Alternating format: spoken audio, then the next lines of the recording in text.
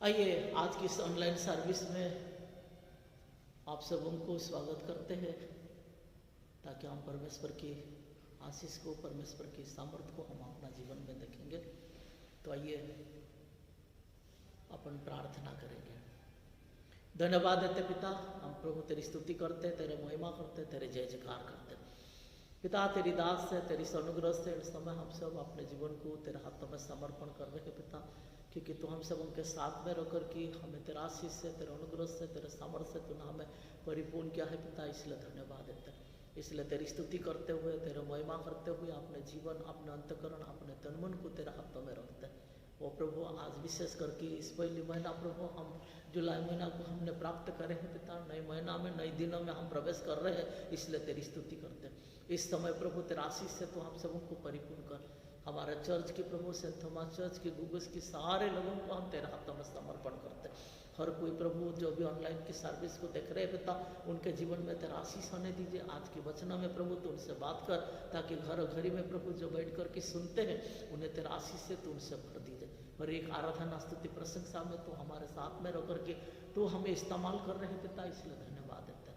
आगे के जीवन को तेरे हाथों में समर्पण करते हैं। हमारे उद्धारकर्ता यीशु मसीह के नाम से मांगते, सुन और ग्रहण कर, आमीन। सभी को प्रेज द लॉर्ड। आइए हम आज की आराधना की शुरुआत करें और कुछ गीतों गाकर हम परमेश्वर को धन्यवाद दें। स्तुति आराधना ऊपर जाती है, इस गीत को गाकर हम परमेश्वर की स्तुति आराधना करें। आराधना ऊपर जाती है, आज आराधना ऊपर जाती है, आज नीचे आती है। प्रभु हमारा कितना महान, देखो हमसे करता है प्यार। प्रभु हमारा कितना महान, देखो हमसे करता है प्यार। हालेलुया, हालेलुया, प्रार्थना बिंदी ऊपर जाती है, उत्तर लेकर नीचे आती है। प्रार्थना बिंदी ऊपर जाती है, उत्तर लेकर नीचे आती है। प्रभु हमारा कितना महान, देखो हमसे करता है प्यार। प्रभु हमारा कितना महान, देखो हमसे करता है प्यार। Hallelujah, hallelujah, hallelujah. आसमान से प्रभु हमें देखता है, मांगो जो चाहे हमें देता है। आसमान से प्रभु हमें देखता है, मांगो जो चाहे हमें देता है। प्रभु हमारा कितना महान, देखो हमसे करता है प्यार। प्रभु हमारा कितना महान, देखो हमसे करता है प्यार। Hallelujah, hallelujah, hallelujah, hallelujah, hallelujah. यिर्मयाह 18:18-22, 18 से 22 तक। तब वे कहने लगे, चलो यिर्मयाह के विरुद्ध युक्ति करें, क्योंकि न याजक से व्यवस्था, न ज्ञानी से सम्मति, न भविष्यवक्ता से वचन दूर होंगे। आओ हम उसकी कोई बात पकड़कर उसको नाश कराएं और फिर उसकी किसी बात पर ध्यान ना दे। हे यहोवा, मेरी ओर ध्यान दे और जो लोग मेरे साथ झगड़ते हैं उनकी बातें सुन। क्या भलाई के बदले में बुराई का व्यवहार किया जाए? तू इस बात का स्मरण कर कि मैं उनकी भलाई के लिए तेरे सामने प्रार्थना करने को खड़ा हुआ, जिससे तेरी जलजलाहट उन पर से उतर जाए। और अब उन्होंने मेरे प्राण लेने के लिए गड्ढा खोदा है, इसलिए उनके लड़के वालों को भूख से मरने दे, वे तलवार से कट मरे और उनकी स्त्रियां निर्वश और विधवा हो जाए। उनके पुरुष मरी से मरे और उनके जवान लड़ाई में तलवार से मारे जाएं। जब तू उन पर अचानक शत्रु दल चढ़ाए, तब उनके घरों से चिल्लाहट सुनाई दे, क्योंकि उन्होंने मेरे लिए गड्ढा खोदा और मेरे फंसाने को फंदे लगाए हैं। यह परमेश्वर का वचन है। परमेश्वर के वचन के लिए धन्यवाद। इब्रानियों 10:26-36 तक। क्योंकि सच्चाई की पहचान प्राप्त करने के बाद यदि हम जानबूझकर पाप करते रहे तो पापों के लिए फिर कोई बलिदान बाकी नहीं। हाँ, दंड का एक भयानक बाट जोना और आग का ज्वालन बाकी है, जो विरोधियों को भस्म कर देगा। जब मूसा की व्यवस्था का न मानने वाला 2 या 3 जानों की गवाही पर बिना दया के मार डाला जाता है, तो सोच लो कि वह कितने और भी बड़ी दंड के योग्य ठहरेगा। जिसने परमेश्वर के पुत्र को पापों से रोधा और वाचा के लहू को, जिसके द्वारा वह पवित्र ठहराया गया था, पवित्र जाना है और अनुग्रह के आत्मा का अपमान किया। क्योंकि हम उसे जानते हैं जिसने कहा, पलटा लेना मेरा काम है, मैं ही बदला दूंगा। और फिर यहाँ की प्रभु अपने लोगों का न्याय करेगा। जीवते परमेश्वर के हाथों में पड़ना भयानक बात है, परंतु उन पिछले दिनों को स्मरण करो जिनमें तुम ज्योति पाकर दुखों के बड़े संपर्क में स्थिर रहे। कभी कभी तो यो कि तुम निंदा और क्लेश सहते हुए तमाशा बने, और कभी यो कि तुम उनके सजी हुई जिनकी दुर्दशा की जाती थी, क्योंकि तुम कैदियों के दुख में भी दुखी हुए और अपनी संपत्ति भी आनंद से लुटने दी, यह जानकर कि तुम्हारे पास एक और भी उत्तम और सर्वदा ठहरने वाली संपत्ति है। इसलिए अपना हियाव ना छोड़ो, क्योंकि उसका प्रतिफल बड़ा है। क्योंकि तुम्हें धीरज रहना आवश्यक है, ताकि परमेश्वर की इच्छा को पूरी करके तुम प्रतिज्ञा का फल पाओ। ये परमेश्वर का वचन है। परमेश्वर की धन्यवाद हो। सभी को प्रेज द लॉर्ड।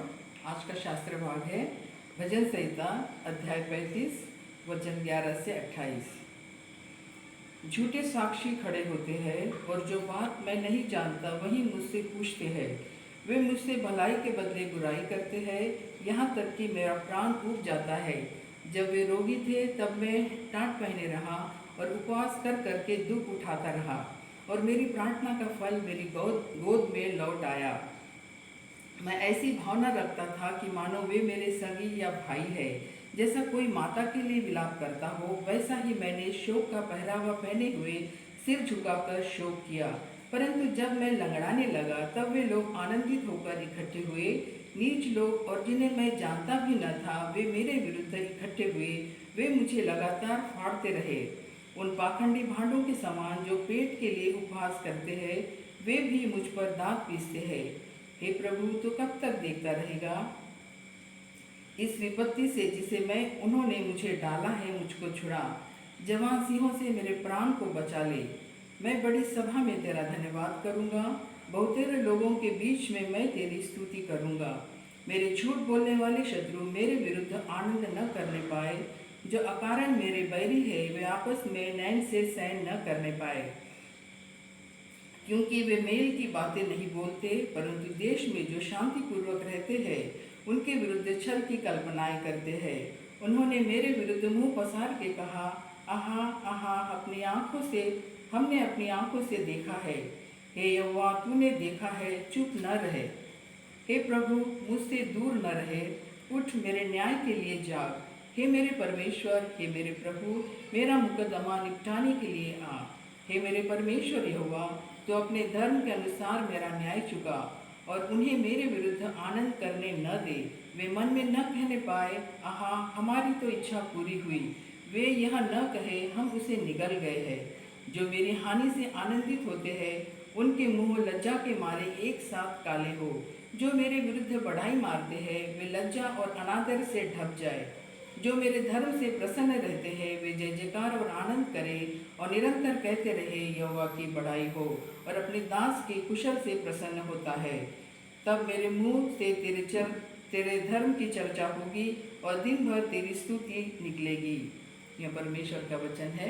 परमेश्वर का धन्यवाद हो। हम एक और गीत गाकर उस परमेश्वर की स्तुति आराधना करें। आत्मा मंड रहा था, इस गीत को गाकर हम परमेश्वर को धन्यवाद दें। आत्मा मंड रहा था, पवित्र आत्मा मंड रहा था, ओ आत्मा मंड रहा था, पवित्र आत्मा मंड रहा था। बेटी को तेरे समान आत्मा मंड रहा था, ओ बेटी को तेरे समान आत्मा मंड रहा था।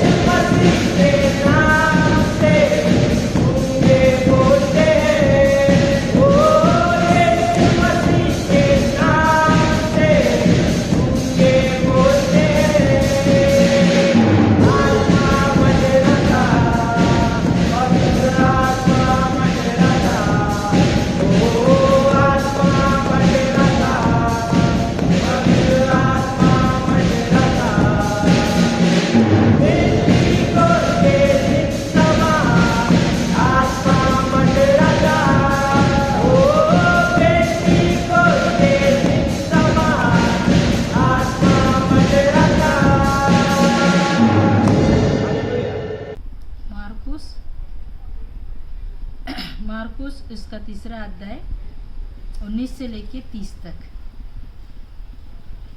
और यहूदी इस्करियोत, जिसने उसे पकड़वा भी दिया, तब वह घर में आया और ऐसा भीड़ इकट्ठा हो गई कि वे रोटी भी ना खा सका। जब उसके कुटुंबियों ने यह सुना तो वह उसे पकड़ने के लिए निकले, क्योंकि वह कहते थे कि उसका चित्त ठिकाना नहीं है। शास्त्री भी जो यरूशलेम से आए थे यह कहते थे उसमें शैतान है और वह दुष्टात्माओं के सरदार की सहायता से दुष्टात्मा को निकालते हैं। इसलिए वह उन्हें पास बुलाकर उनसे दृष्टांत में कहने लगा, शैतान कैसे शैतान को निकाल सकता है। यदि किसी राज्य में फूट पड़े तो वह राज्य कैसा स्थिर रह सकता है, और यदि किसी घर में फूट पड़े तो वह घर कैसे स्थिर रह सकता है। इसलिए यदि शैतान अपने ही विरुद्ध होकर अपने फूट डालना तो वैसे ही बना रह सकता है, उसका तो अंत ही हो जाता। परंतु कोई मनुष्य किसी बलवंत के घर में घुसकर उसका माल नहीं लूट सकता जब तक कि वह पहले उस बलवंत को बांध ना ले, और तब उसके घर को लूट लेगा। मैं तुमसे सच कहता हूँ कि मनुष्य का संतान के सभी पाप और निंदा जो वे करते हैं क्षमा की जाएगी, परंतु जो कोई पवित्र आत्मा के विरुद्ध निंदा करे वो कभी क्षमा ना किया जाएगा, वरन वह अंत पाप का अपराधी ठहरता है, क्योंकि वे यही करते थे कि उसे अशुद्ध आत्मा है। परमेश्वर का वचन है। परमेश्वर को धन्यवाद। आइए इस समय हम लोग जब आज की इन चारों शास्त्र पाठ को जब अपन सुने हैं, जेरमिया नबी का पुस्तक उसकी 18 अध्याय उसकी 18 से 22 और इब्रानी का पत्री उसकी 10 अध्याय उसकी 26 से 39 तक और मार्कुस रचित सुसमाचार उसकी 3रा अध्याय 19 से 30 तक, मार्कुस रचित सुसमाचार उसकी 3रा अध्याय 19 से 30 तक। और यूदा इस्करियत जिसने उसे पकड़वा भी दिया, तब वह घर में आया और ऐसे भीड़ इकट्ठा हो गई कि वे रोटी भी ना खा सके। जब उसके कुटुंबियों ने यह सुना तो वे उसे पकड़ने के लिए निकले, क्योंकि वे कहते थे कि उसकी चित ठिकाने नहीं है। शास्त्री भी जो यरूशलेम से आए थे या कहते थे उसमें शैतान है और वह दुष्ट आत्मा के सरदार की सहायता से दुष्ट आत्माओं को निकालता है। इसीलिए वह उन्हें पास बुलाकर उनसे दृष्टांत में कहने लगा, शैतान कैसे शैतान को निकाल सकता है। यदि किसी के राज्य में फूट पड़े तो वह राज्य कैसे स्थिर रह सकता है, और यदि किसी घर में फूट पड़े तो वह घर कैसे स्थिर रह सकेगा। इसीलिए यदि शैतान अपना ही विरोधी होकर अपने में फूट डाले तो वह कैसे बना रह सकता, उसका तो अंत ही हो जाता। परंतु कोई मनुष्य किसी बलवंत के घर में घुसकर उसका माल नहीं लूट सकता जब तक वह पहले उससे बलवंत को बांध ना ले, और तब उसके घर को लूट लेगा। मैं तुमसे सच सच कहता हूँ कि मनुष्य की संतान के सब पाप और निंदा जो भी करते हैं क्षमा की जाएगी, परंतु जो कोई पवित्र आत्मा के विरुद्ध निंदा करे वह कभी भी क्षमा ना किया जाएगा, परंतु वह अनंत पाप का अपराधी ठहरता है, क्योंकि वे यह कहते थे कि उसमें अशुद्ध आत्मा है। यह प्रभु यीशु क्रिस्त की सुसमाचार है। मेरे प्रिय, जब आज हम लोग इन चारों शास्त्र पाठ को जब अपन सुने हैं, उसमें एक ही उद्देश्य को, एक ही विषय को अपन देखते हैं, जो है कि इस प्रकार है, परमेश्वर के राज्य को अस्वीकार करने पर मनुष्य आत्मिक संकट में पड़ सकता है। मीन्स परमेश्वर क्यों, अगर यदि हम पहचानते नहीं है परमेश्वर का अनुग्रह को, अगर यदि हम अपना जीवन में महसूस नहीं कर सकते हैं, जैसे सच्ची ईश्वर, सच्ची परमेश्वर को अपने को पहचानना है, और जब तक हम सच्चाई को नहीं जानते हैं, हमारा जीवन में हम स्वतंत्रता को प्राप्त नहीं कर सकते हैं। और इसलिए यीशु मसीह ने कहा, मार्ग और सत्य और जीवन मैं ही हूं। और इसलिए उस मार्ग को अपने को पहचानना है, ताकि यीशु मसीह का मार्ग क्या हमारे लिए सच्चाई है, क्या यीशु मसीह को जब हम स्वीकारते हैं तो क्या हमें मुक्ति मिलता है, क्या यीशु मसीह के पीछे चलते जब हमें उस उद्धार के रास्ता को क्या प्राप्त करते हैं। इस बातों को अपने को परख करके देखना बहुत जरूरी है, क्योंकि यीशु मसीह ने कहा, स्वर्ग और पृथ्वी के बीच में दूसरा कोई नाम नहीं है, वो यीशु का नाम है। बोले यीशु मसीह के हालेलुया। ताकि उसी प्रकार जब हम अपना जीवन को जब देखते हैं, प्रभु यीशु ख्रीस्त वही मार्ग है, वही सत्य है, तब हमारा जीवन में उस आशीष को अपन प्राप्त करते हैं। और इसलिए सरासर कभी कभी हम किसी पासवान पर बोलो, किंवा किसी प्रचारक पर बोलो, किसी मिशनारी पर बोलो, किसी प्रकार की किंवा कोई जो प्रभु के नाम से प्रार्थना करते हैं, उन पर भी कभी कभी अपन कई प्रकार के इल्जाम लगाते हैं। अपन कहते कि अरे कैसे खड़ा होकर के प्रभु के वचन सुनाता है, क्या पास्टर बन गया है क्या, अपन कहते हैं। कब से वो पास्टर बन गया, कब से ऐसा हो गया वो प्रार्थना करता है। मेरे प्रिय, परमेश्वर हम सबों को विभिन्न तरीका से अपने को चुनता है। कई लोगों की प्रार्थना से परमेश्वर चिन्ह चमत्कार करता है, और उस व्यक्ति के पास लोग जाते हैं प्रार्थना करवाने के लिए।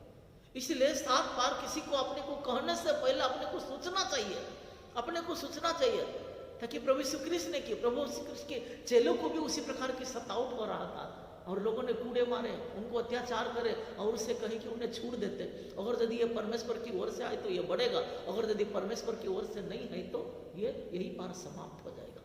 परंतु कोई ने रुकने नहीं सके, क्योंकि वो लोग सच्ची उस यीशु मसीह के उस वचनों को वो लोग सुना रहे थे, उस वचनों को बांट रहे थे, और इसलिए संसार से कोई भी उन चेलों को रुकने नहीं सके, जिससे आज मैं और आप हम विश्वासी बन सके।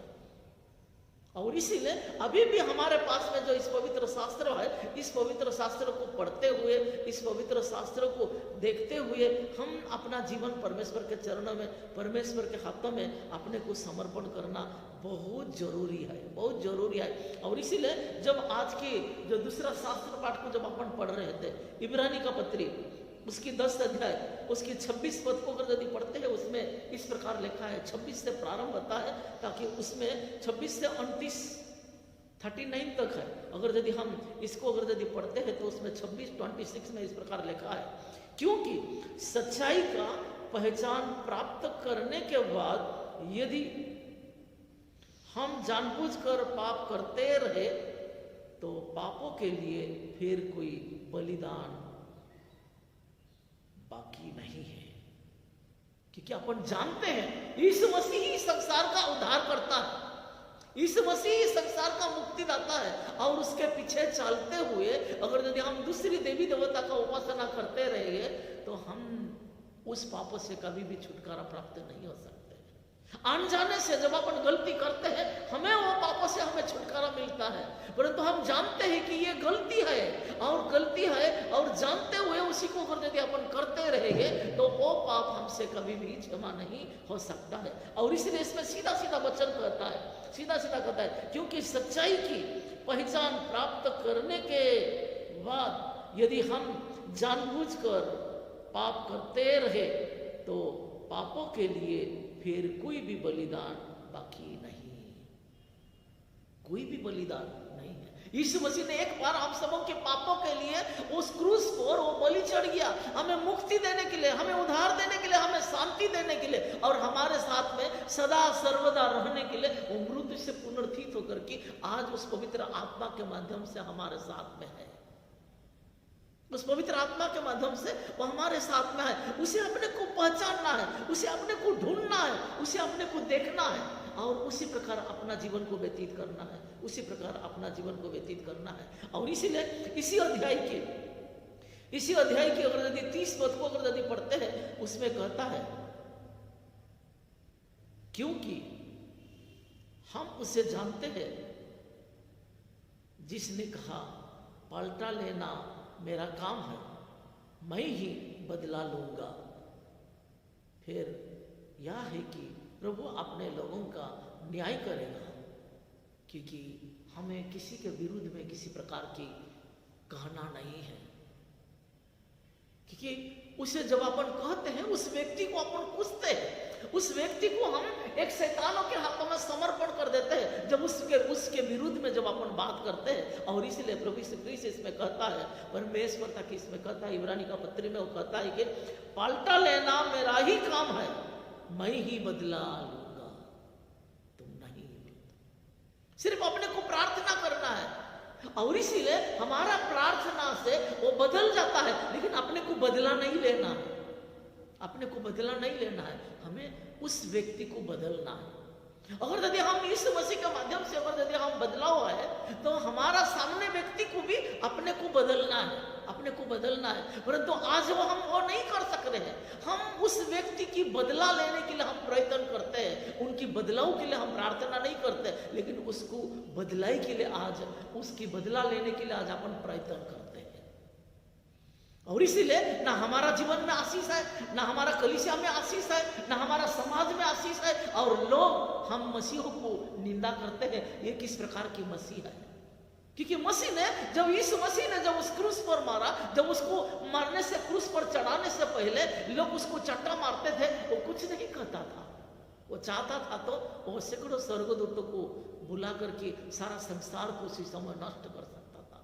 क्योंकि जब पतरस ने उस व्यक्ति का जब कान काट दिया था, तो यीशु मसीह ने वही कहा था, वो किसी का बदला नहीं लिया, परंतु उनको बदलने के लिए प्रार्थना किया। उनकी प्रार्थना किया था, ये पिता इन्हें क्षमा कर, क्योंकि ये क्या करते जानते नहीं है, ये क्या करते जानते नहीं है। तो इसीलिए प्रभु यीशु ख्रीस्त ने भी आज वो सुसमाचार में जब इस पृथ्वी पर था, उन्हें शिक्षा दिया, तुम प्रार्थना करो जो तुम्हें सताते हैं, ताकि मैं उन्हें बदल दूंगा। वो नहीं कहा कि तुम प्रार्थना करो मैं उनका बदला लूंगा, वो ऐसा नहीं कहा। वो कहा कि तुम मुझसे प्रार्थना करो ताकि मैं उनको बदल दूंगा। परंतु आज हम मसीही लोग उसकी विपरीत हम कार्य करते हैं, विपरीत कार्य करते हैं। हम कहते हैं कि नहीं प्रभु तुमको ऐसे बदला दीजिए, तुम उसको ऐसे कर लीजिए, ऐसे कर लीजिए, हम उस पर पूछते हैं। और इसी प्रकार जब हम प्रार्थना करते हैं, हम आशीष के बदले अभिशाप को लेते हैं। क्योंकि यीशु मसीह भी उस यंत्रणा में था, वो दुख में था, वो पीड़ा में था, वो क्लेश में था, इतने यातना था, कितने कूड़े खाया था, कितना तकलीफ सहा, कितने बड़ा क्रूस को ढो करके वो कितने किलोमीटर वो चला, इतना बड़ा पहाड़ चढ़ा, कई बार गिरते गया, लेकिन उस पर किसी की दया नहीं हुआ।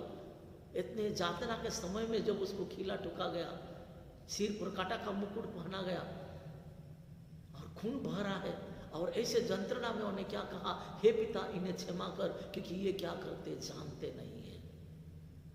मसीह जीवन वही है। और उसी प्रकार जब हम अपना जीवन प्रार्थना करते हैं, अपने आप को जब हम परमेश्वर के हाथों में जब अपन रखते हैं, तो परमेश्वर का अनुग्रह को, परमेश्वर का आशीष को, परमेश्वर का सामर्थ्य को हम अपना जीवन में देखते हैं, क्योंकि प्रभु हमारे साथ में रहता है। इसीलिए हमें किसी के प्रति हम बदलना है तो हम उनके लिए प्रार्थना करना है, हमें उनके लिए प्रार्थना करना है। तो प्रभु हमारे बारे में उनको बताता है, जो हमारा शत्रु है उनको वो दर्शन देता है, उनको दिखलाता है। हम उनके लिए प्रार्थना कर रहे हैं, उनके लिए हम गिड़गिड़ा रहे हैं, उनके पास में बैठ करके हम उसको वार्तालाप कर रहे हैं, मेल मिलाप कर रहे हैं। ऐसे सारे दर्शन को उस व्यक्ति को दिखलाता है, और कहता है कि तो मेरे शत्रु है, मेरे पास आकर के कैसे वो गले मिल रहा है, मेरे साथ आकर के हाथ मिला रहा है, मेरे साथ मेरे पास में आकर के वो हंस रहा है, मुझे अच्छा बात, मीठी मीठी बातें कर रहा है, ये क्या हो रहा है, ये क्या हो रहा है। और जब इसी प्रकार की वो संघर्ष करते रहेगा, तो प्रभु उसे बताएगा, क्योंकि वो मेरे पुत्र है, मेरे पीछे चल रहा है, तुम उसके पीछे पड़े हो, लेकिन वो तुम्हारे लिए प्रार्थना करता है, क्योंकि हमारा जीवित प्रभु है। हर एक को पक्षपात नहीं करता है, सबको समान देखता है। और वही दर्शन जब उसको दिखला देता है और उस व्यक्ति बदल जाता है, उस व्यक्ति बदल जाता है और वो वही कहता है कि सचमुच में मैं गलत कर रहे हैं, उसके पीछे मैं पड़ा हूं, लेकिन वो मेरे लिए प्रार्थना कर रहा है। देखिए उनकी प्रभु ने मुझे दर्शन दिया है, उनकी प्रार्थना की, उनके सारे प्रतिफल को मैं देख रहा हूं, मेरे जीवन में मैं देख रहा हूं। और वो स्वयं खुद आकर के हमसे माफी मांगता है कि भाई मेरे से गलती हो गया, सारे ये बातों को छोड़ करके अपन मेल मिलाप की जीवन यापन करेंगे। परंतु आज मसीह जीवन में हम उसको प्राप्त नहीं कर सक रहे, उसको आज हम देखने नहीं सक रहे। इसलिए इन सारे बातों के लिए अपने को प्रयत्न करना है, परमेश्वर के हाथों में समर्पण करना है। प्रार्थना करना बहुत कठिन है, बहुत कठिन है, बहुत कठिन है। रोमियो का पत्री अगर यदि उसके 8 अध्याय को अगर यदि अपन पढ़ते हैं, उसमें एक बात लिखा गया है और उसी प्रकार अगर यदि हम अपना जीवन को व्यतीत करते हैं तो प्रभु अपने को कहता है, रोमियो का पत्री उसके 8 अध्याय का 26 को अगर यदि पढ़ते हैं, उसमें एक सुंदर वचन प्रभु हम सबों के लिए कहता है, प्रभु हम सबों के लिए करता है। और इसी रीति से आत्मा भी हमारी दुर्बलता में सहायता करता है, क्योंकि हम नहीं जानते हैं कि प्रार्थना किसी रीति से करना चाहिए, परंतु आत्मा आप ही ऐसे आए भर भर करके ज़बान से बाहर है हमारे लिए विनती करता है। और मन का जांचने वाला जानता है कि आत्मा मन से क्या है, क्योंकि हम पवित्र लोगों के लिए परमेश्वर की इच्छा के अनुसार विनती करते हैं। प्रभु की इच्छा के अनुसार हमें प्रार्थना करना है, क्योंकि उस दुर्बलता के समय में, उस दुर्बलता के समय में हमें परमेश्वर के हाथों में समर्पण करना है। उस घड़ी में, उस पीड़ा में, यातना में कोई हमें सता रहा है, कोई हमें तिरस्कार कर रहा है, ऐसे समय में हमें परमेश्वर के हाथों में उसको अपने आप को समर्पण करना है। तब हमें प्रभु उस धीरज की आत्मा को हमारे अंदर में उत्पन्न करता है और हम बदला लेने वाला नहीं बनते हैं, उन सताने वाले के लिए, बदलने के लिए अपन प्रार्थना करते हैं। हालेलुया, क्योंकि प्रभु ने वही कहा, बदला लेने वाला तुम नहीं हो, बदला लेने वाला तुम्हारा प्रार्थना से मैं सभी को बदल दूं। आज अपने को प्रार्थना करना है। इस महामारी जो आज हम सबों के लिए आया है, ये कहां से आया, किस प्रकार आया, इसके लिए अपने को प्रभु के सम्मुख में अपने को गिड़गिड़ाना है, परमेश्वर के हाथों में अपने आप को समर्पण करना है। आज अपने कलीसिया में कई प्रकार के, हमारे धर्म प्रांत में बोलो, आज हमारा मसीह समाज में बोलो, ऐसे कई प्रकार की फूट पड़ा हुआ है, उसे उन सारे चीजों को बदलने के लिए अपने को प्रार्थना करना है, उन सारे चीजों को सुधारने के लिए अपने को गिड़गिड़ाना है। तब हम परमेश्वर की एक सच्ची पुत्र पुत्री होकर के बन सकते हैं और परमेश्वर के उस अनुग्रह को अपना जीवन देख सकते हैं। नहीं तो हमारा जीवन व्यर्थ है। हम सुना सुनी बातों से बढ़ चढ़ करके कई लोगों के विरुद्ध में हम वार्तालाप करने के लिए हम तैयारी हो जाते हैं। ऐसे है, इस प्रकार है, हाँ हो, हम मिला देते हैं, हम उन सच्चाई को जानते नहीं और इसलिए उसे ढूंढना है। और अगर यदि उसमें अगर यदि गलत रहेगा, हम अगर यदि उस बारे में अगर यदि नहीं जानते हुए हम उसे सच्चाई कह रहे हैं तो हम गलती ठहर जाते हैं। और इसलिए प्रभु ने कहा सभी पाप क्षमा हो जाएगा, परंतु पवित्र आत्मा के विरुद्ध में तुम जो भी करते हो वो कभी क्षमा नहीं होगा। इसलिए आज उस पवित्र आत्मा के हमारे अंदर में है, क्या उस पवित्र आत्मा की अगुवाई के अनुसार हम अपना जीवन को व्यतीत कर रहे हैं? क्या उस पवित्र आत्मा के प्रेरणा के अनुसार क्या हम चल रहे हैं? उस बातों को अपने को ढूंढना है, अपने को प्रयत्न करना है और हमारा जीवन में उस पवित्रता से परिपूर्ण होकर के परमेश्वर के सम्मुख में अपने आप को रखना है और परमेश्वर के सच्चे अनुग्रह को, सच्ची आशीष को, सच्ची सामर्थ्य को अपना जीवन में देखना है, क्योंकि प्रभु वही चाहता है और उसी के लिए वो हमें आज वो बुलाया है, आज वो बुलाया है। और इसलिए इसमें कहा गया है कि परमेश्वर की सत्य को अस्वीकार करने पर मनुष्य आत्मिक संकट में पड़ जाता है। क्योंकि प्रभु यीशु ख्रीस्त को जब हम इनकार करते हैं, पवित्र आत्मा को जब हम अनसुनी करते हैं, तो हम आत्मिक संकट में हम गिर जाते हैं। हमारे अंदर में परमेश्वर के सामर्थ्य दिखाई नहीं देता है, हम संदेह में डूब जाते हैं। और इसलिए याकूब का पत्री उसके 5 अध्याय का 7 पद को पढ़ते तो वही कहता है, जो संदेह करता है वो समुद्र के लहर के समान है। और हमारा जीवन इस पृथ्वी पर वही हो जाता है, ताकि हम उसी प्रकार हम अपना जीवन को व्यतीत करते हुए हम अपने आप को नष्ट कर देते हैं। तो इसीलिए उस पवित्रता को अपने को पहनना है, मीन्स यीशु मसीह को अपने हृदय में धारण करना है, पवित्र आत्मा को हमारे हृदय में धारण करना है। जैसे संत पौलुस कहता है कि तुम परमेश्वर का मंदिर हो जिसे परमेश्वर की आत्मा वास करता है। तो क्या आज वो यीशु मसीह उस पवित्र आत्मा के रूप में क्या हमारे अंदर में है? और अगर यदि वो पवित्र आत्मा हमारे अंदर में है तो हम पवित्रता से हम प्रार्थना कर सकते हैं, क्योंकि धार्मिक जन की प्रार्थना से बहुत कुछ हो जाता है। और हम अपने आप को धार्मिक कहते हैं, हम अपने आप को मसीह कहते हैं, उस यीशु मसीह के पीछे चलने वाले पुत्र पुत्री है। अगर यदि सच्चाई से अगर यदि चलते हैं तो हम अपने आप को धार्मिक कहते हैं, क्योंकि प्रभु हमारे साथ में रहता है। इसीलिए हम बदला लेने के लिए नहीं है, बदलने के लिए अपने को प्रार्थना करना है, ताकि परमेश्वर के अनुग्रह, परमेश्वर की जो आशीष है हमारे साथ में रहता है। तो आइए अपन प्रार्थना करेंगे। धन्यवाद देते पिता, प्रभु तेरी स्तुति करते हैं, तेरा महिमा करते हैं, तेरे जय जयकार करते हैं। पिता तेरी दास से, तेरी अनुग्रह से इस समय हम सब अपने जीवन को तेरे हाथों में समर्पण कर रहे हैं पिता। तो हम सबों को जानते हैं पिता, इन सुंदर वचनों से वो प्रभु इन सुंदर शास्त्र पाठों को तूने हमें सुनने के लिए दिया, और उस वचनों को प्रभु विचार विमर्श करते हुए हम अपने आप को तेरे चरणों में रख सक रहे हैं पिता। इसलिए धन्यवाद है। आज हमारी वही सीख रहे हैं पिता, ताकि हम किसी को बदला नहीं ले सकते हैं, परंतु उनकी जीवन बदलने के लिए हम तेरे सम्मुख में गिड़गिड़ाते हैं।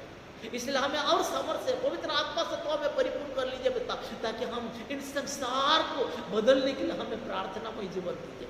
हमारा अड़स पड़ोस को, हमारा विरोधी को, जो हमारे कार्यों में आड़े आते हैं पिता, उनके लिए हम प्रार्थना कर सके, ताकि जिसके कारण वो बदल जाए और हम उनके साथ मेल मिलाप की जीवन यापन कर सके। वही हमारी प्रार्थना है पिता। इसलिए तेरी स्तुति करते हुए, तेरे महिमा करते हुए अपने जीवन को हम तेरे चरणों में रखते हैं, और तेरे आशीष के अनुसार हम अपने आप को तेरे हाथों में समर्पण करते हैं। इसलिए तेरी स्तुति करते हुए, तेरे महिमा करते हुए, तेरे जय जयकार करते हुए अपने जीवन को तेरे हाथों में रख के इस प्रार्थना हमारी उद्धार करता यीशु मसीह के नाम से मांगते हैं, सुन और ग्रहण कर, आमीन। आइए इस समय हम सब अपने घर पर चाहे कहीं भी है, हम अपने स्थान पर सब खड़े हो जाते और विश्वास वचन को एक साथ अंगीकार करेंगे। पेज नंबर 165 गाना किताब में, मैं सर्वशक्तिमान पिता, स्वर्ग और पृथ्वी के सृष्टिकर्ता परमेश्वर पर विश्वास करता हूँ। मैं उसके एकलौते पुत्र हमारे प्रभु यीशु मसीह पर विश्वास करता हूँ। वह पवित्र आत्मा के सामर्थ्य से गर्भ में आए और कुमारी मारिया से जन्मे। उसने पुन्तियुस पिलातुस के शासन में दुख भोगे और वह क्रूस पर चढ़ाए गए, मरे और गाड़े गए और मृतकुलप में उतरे। तीसरे दिन वह जी उठे, वह स्वर्ग पर चढ़ गए और पिता के दाहिने और विराजमान हुए। वह जीवित और मृतों का न्याय करने के लिए फिर आएगा। मैं पवित्र आत्मा पर, पवित्र सर्वलौकिक कलीसिया पर, संतों की संगति, पापों की क्षमा, देह की पुनरुत्थान और शाश्वत जीवन पर विश्वास करता हूं, आमीन। विवाह घोषणा।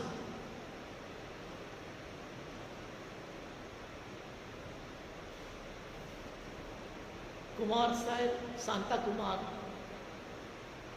श्याम चेनूर के ज्येष्ठ पुत्र, संत थॉमस चर्च CNI गुंबुस की सभासद है। पिता शांता कुमार श्याम चेनूर, कुमारी स्वाति राजाराम मंत्री के पुत्री, अविवाहित स्त्री, संत थॉमस चर्च की CNI चर्च की गुंबुस की सभासद है। इन दोनों की विवाह की घोषणा मैं करता हूँ। आप लोगों में से इनकी विवाह होना नहीं अगर यदि चाहते हैं तो आप लिखित रूप से हमारे प्रीस्ट इंचार्ज को कि वह हमारा पास्टरेट कमेटी को दे सकते हैं। ये तीसरी पुकार है, ये तीसरी पुकार है। और इनकी विवाह की स्थिति है, जो तारीख है 5 जुलाई। समय चेंज किया गया है, 4 बजे था, जो लॉकडाउन के कारण 11 बजे का समय दिया गया है। तो इसीलिए सभी लोगों को जिसको सूचित किया गया है, अगर यदि आप प्राप्त नहीं कर सक रहे तो अभी आप नोट पर की रखिए, जिसे आमंत्रण किया गया है। समय है 11 बजे, सुबह 11 बजे रहेगा। तो इसीलिए ये शादी के लिए आप अपने आप को तैयारी करें। जो स्थल है एनडी होटल चंद्रपुर में रहेगा। शादी का तारीख है 5 जुलाई 11 बजे। स्थल है एनडी होटल चंद्रपुर में रहेगा। तो आइए इन जुड़ों के लिए अपन प्रार्थना करेंगे। धन्यवाद देते पिता, प्रभु तेरी स्तुति करते, तेरा महिमा करते, तेरे जय जयकार करते। पिता तेरी दास से, तेरी अनुग्रह से इन समय हम सब अपने आप को तेरा हाथों में समर्पण कर रहे हैं पिता। तो हम सबों के साथ में रहकर कि तेरा आशीष को प्रभु को हमारा जीवन में दिया, इन दोनों परिवार में प्रभु दोनों पुत्र पुत्री को तूने दिया है पिता, इसलिए धन्यवाद देते हैं। आज उन दोनों को प्रभु जुड़ने के लिए प्रभु तूने तैयारी कर रहे हैं।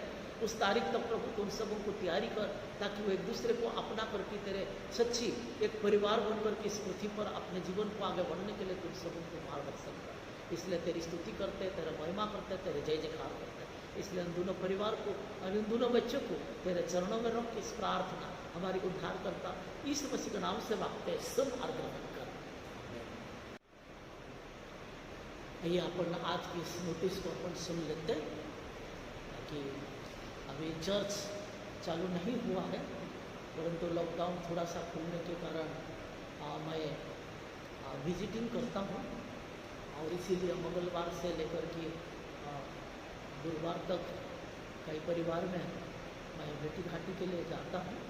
11 बजे से लेकर के 1 बजे तक मैं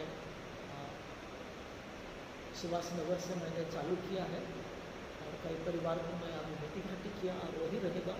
और अगर यदि कोई ऑफिशियली काम से अगर यदि आप आते हैं तो आप 2 बजे के बाद 3 बजे आप आकर के ऑफिस में मिल सकते हैं, तो जिससे आपकी जो ऑफिशियली कार्य है उसको आप देख सकते हैं। आइए इस समय हम लोग मध्यस्थी प्रार्थना पर जाएंगे। परहित निवेदन, हम समस्त मानव जाति के लिए प्रार्थना करें और अपनी प्रार्थनाओं को प्रभु यीशु मसीह ख्रिस्त के निरंतर निवेदन के साथ अर्पित करें।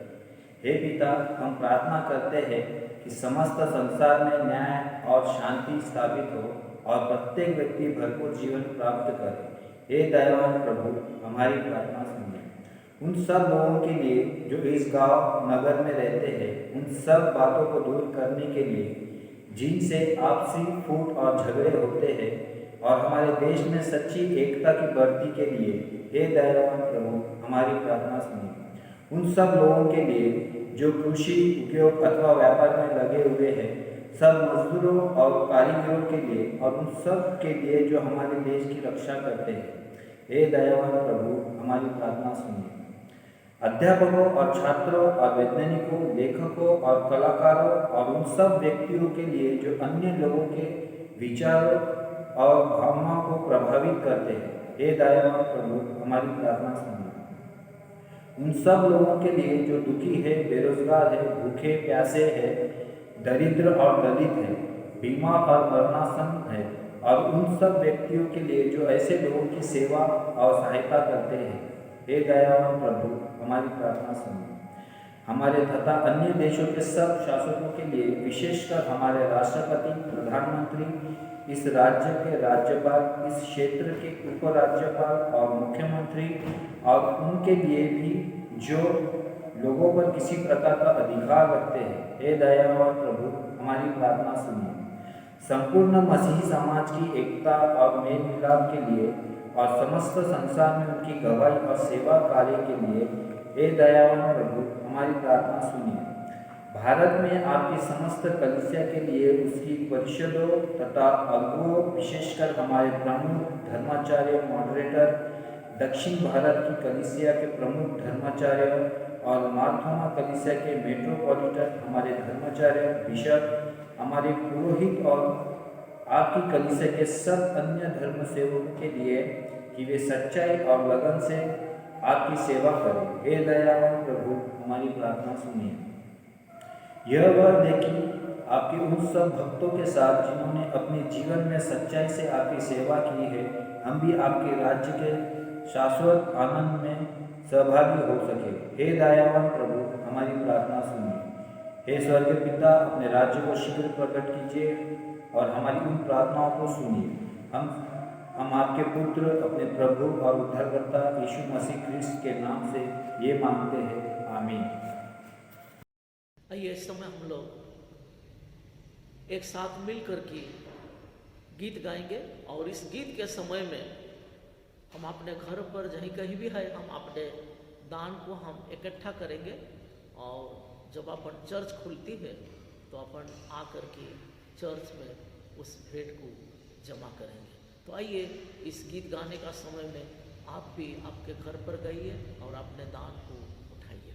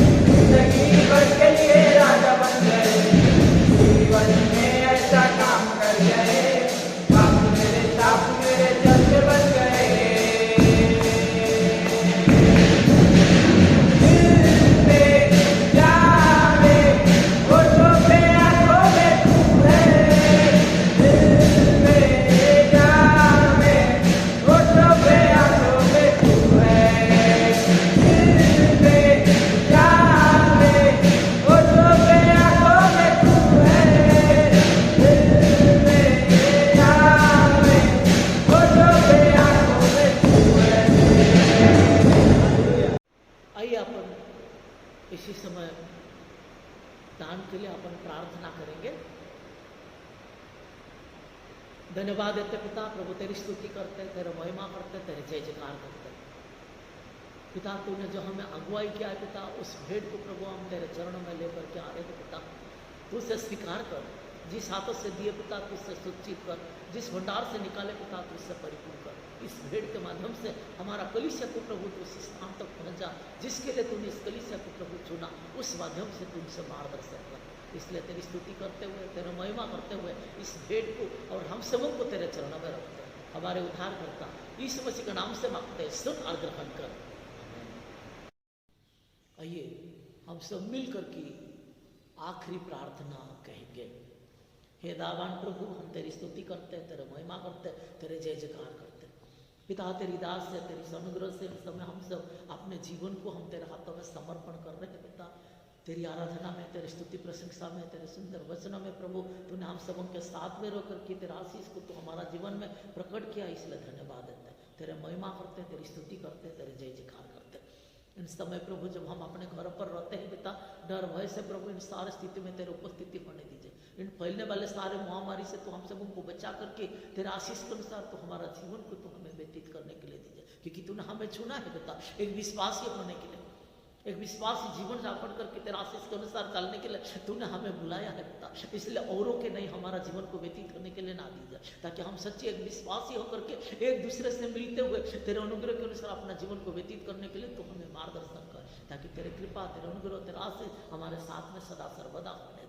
हमारे धर्म प्रांत के लिए प्रार्थना करते हैं, हमारे बिशप साहिब के लिए, वो प्रभु आने वाले काउंसिल के लिए जो प्रभु आने वाले महीना में 14-15 का प्रभु जो काउंसिल होता है उस स्थान में तेरे उपस्थिति होने दीजिए। तेरे भय से चलने वाले को तो नियुक्ति कर लीजिए। जो भी प्रभु बीमारी है पिता हमारा कलीसिया में, उन सारे लोगों को तेरे चरण में रखते हैं। उन सबों को प्रभु तो अनुग्रह दीजिए, उन्हें चंगाई दीजिए, वे सुस्त सबल होकर के तेरे सामर्थ को अपना जीवन में देख सके, ताकि तेरे कृपा, तेरे अनुग्रह, तेरा आशीष उनके साथ में सदा सर्वदा होने दे। इन समय बोलते क्या है पिता, मांगते क्या है पिता, तू देख रहे हमारा जीवन को तेरा आशीष से, तेरे सामर्थ्य तो हमें परिपूर्ण कर।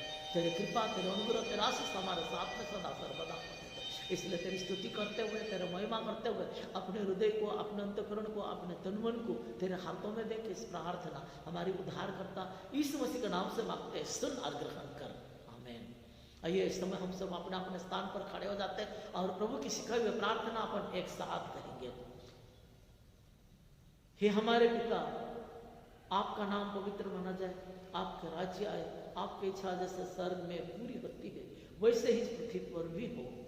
आप हमारे दिन भर की रोटी आज हमें दीजिए। आप हमारे अपराधों को क्षमा कीजिए जैसे हमने अपने अपराधों को क्षमा किया। आप हमें परीक्षा में मत डालिए परंतु बुराई से बचा लीजिए, क्योंकि राज्य, पराक्रम और महिमा और सदा सर्वदा आप ही का ही है। आमीन। और हमारे प्रभु यीशु ख्रीस्त का अनुग्रह, ईश्वर पिता का प्रेम और पवित्र आत्मा की सहभागिता और पिता और पुत्र और पवित्र आत्मा के आशीष हम सबों के साथ सदा सर्वदा जीता और राजत्व करता रहे। आमीन। आमीन। और हमारे प्रभु यीशु ख्रीस्त का अनुग्रह, ईश्वर पिता का प्रेम और पवित्र आत्मा की सहभागिता, पिता और पुत्र और पवित्र आत्मा के आशीष हम सबों के साथ अब से लेकर के प्रभु यीशु ख्रीस्त आने तक जीता और राजत्व करता रहे।